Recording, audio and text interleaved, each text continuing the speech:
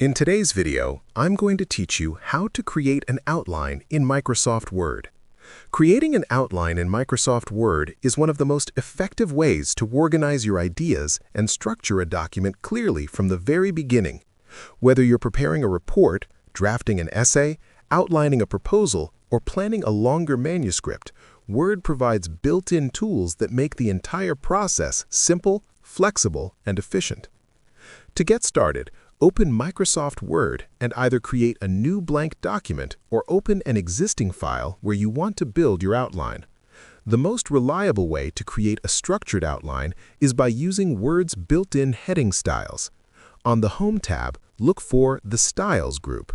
Here, you'll see options such as Heading 1, Heading 2, and Heading 3. These styles are specifically designed to organize content into clear levels, forming the backbone of your outline. Begin by typing your main topic or primary section title. Once you've entered it, highlight the text and apply Heading 1. This becomes your highest level heading.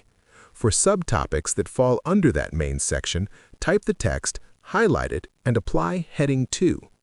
If you need to break a section down even further, use Heading 3. Each heading level represents a different layer in your document's structure, creating a logical hierarchy that is easy to follow. If you prefer a clearer structural view of your document, switch to Outline View. To do this, go to the View tab and select Outline. In this view, your headings are displayed in a structured format, making it easy to see how each section relates to the others. You can reorganize your content by using the Promote and Demote controls in the Outlining toolbar. Promoting moves a heading up one level, while demoting moves it down a level within the hierarchy. Outline View also allows you to collapse and expand sections. By clicking the small arrow next to a heading, you can hide or reveal the content beneath it.